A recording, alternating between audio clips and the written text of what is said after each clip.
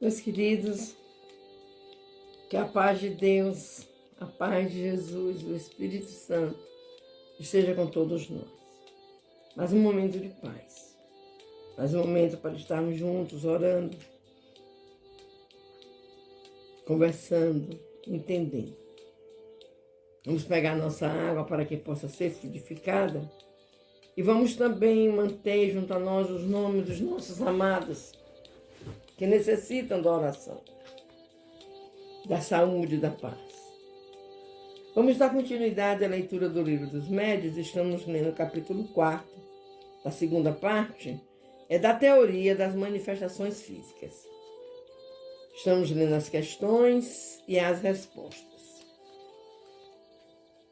As questões foram feitas aos espíritos que as responderam. A questão 13. Se compreendêssemos bem o que disseste, o princípio vital reside no fluido universal.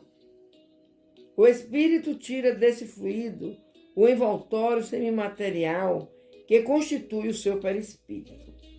E é ainda por meio deste fluido que ele atua sobre a matéria inerte.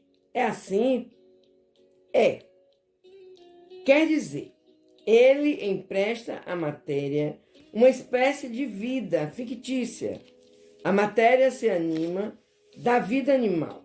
A mesa que se move debaixo das vossas mãos vive como animal. Obedece por si mesma ao ser inteligente. Não é este quem a impede, como faz o homem com o fardo. Quando ela se eleva, não é o espírito quem a levanta, com o esforço de seu braço. É a própria mesa que, animada, obedece ao impulso que lhe dá o espírito. Pergunta 14. Que papel desempenha o médium neste fenômeno? Já eu disse que o fluido próprio do médium se combina com o fluido universal que o espírito acumula. É necessária a união desses dois fluidos, isto é, do fluido animalizado e do fluido universal, para dar vida à mesa. Mas, nota bem, que essa vida é apenas momentânea, que ela se extingue com a ação e, às vezes, antes que esta termine, logo que a quantidade de fluido deixa de ser bastante para a animar. 15. Pode o espírito atuar sem o concurso de um médium? Pode atuar a revelia do médium. Quer isto dizer que muitas pessoas, sem que o suspeitem, servem de auxiliares aos espíritos. Delas aurem os espíritos como de uma fonte, o fluido animalizado de que necessitem. Assim é que o concurso de um médium, tal como o entendeis, nem sempre é preciso, o que se verifica principalmente nos fenômenos espontâneos. 16. Animada, atua a mesa com inteligência, pensa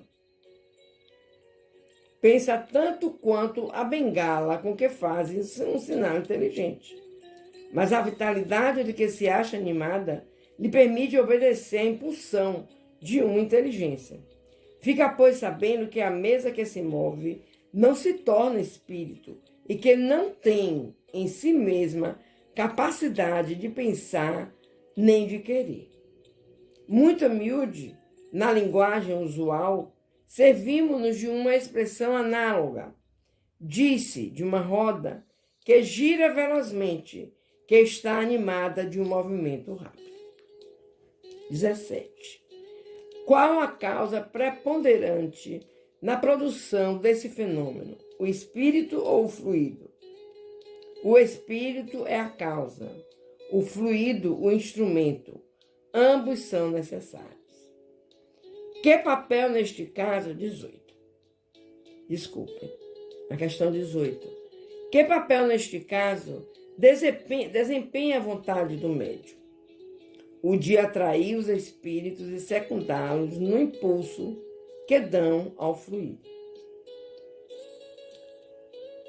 Ainda a questão 18A.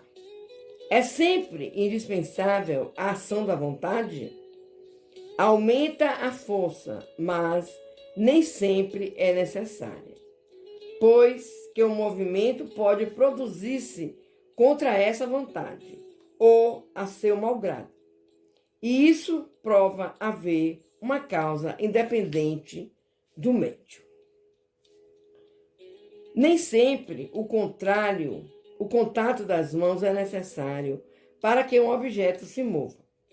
As mais das vezes, esse contato só se faz preciso para dar o primeiro impulso. Porém, desde que o objeto está animado, pode obedecer à vontade do espírito sem contato material. Depende isto ou da potencialidade do médium ou da natureza do espírito. Nem sempre mesmo é indispensável um primeiro contato do que são as provas, os movimentos e deslocamentos espontâneos que ninguém cogitou de provocar. Meus queridos, o que vemos nessas questões, da questão 13 à questão 18? É que não há necessidade, muitas vezes, de que o médium esteja segurando o objeto a se mover, a ser movido. Basta que ele toque e depois o seu pensamento irá atuar,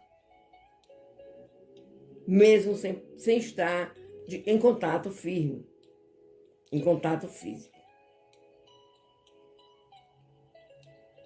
E como nós sabemos, e nós vimos também nas perguntas e respostas, existe a necessidade de um espírito e do fluido para que essa matéria se mova. Sem isso, ela jamais conseguiria mover-se. Vamos continuar a leitura amanhã e vamos procurando juntar uma lição com a outra, uma parte lida com a que vai ser lida posteriormente, para que entendamos melhor. Que Deus nos abençoe.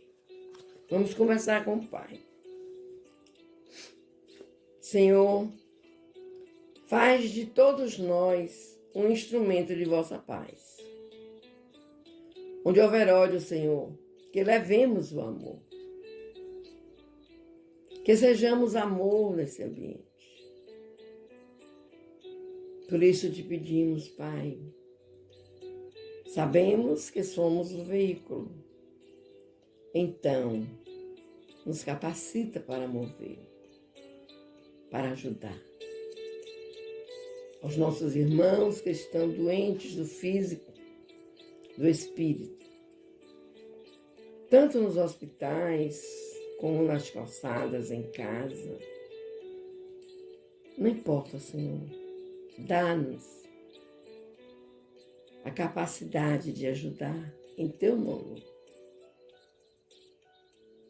Como nos disse Jesus, ou disse aos seus apóstolos, que eles teriam a capacidade de fazer as curas, os milagres, em nome de Jesus.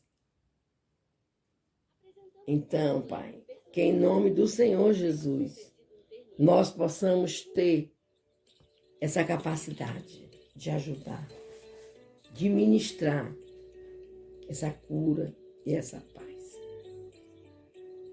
Protege, Pai querido, a humanidade. Cada dia vemos cada barbaridade cometida pelos seus filhos, Pai, que nos coloca numa situação de entendimento, de tentarmos entender tudo que acontece. É um pouco difícil, Senhor, porque são muitas barbaridades, muitas. A impressão é que estamos voltando à era animalesca, à era das cavernas, onde os homens travavam lutas e lutas ferozes para se defenderem e para defenderem os seus. Tenha misericórdia, Senhor. Tenha misericórdia dos nossos irmãozinhos que usam dos vícios. Que eles possam, Pai querido, que eles possam se afastar desse mal, dessa escuridão em que vivem. Gratidão, meu Deus. Gratidão.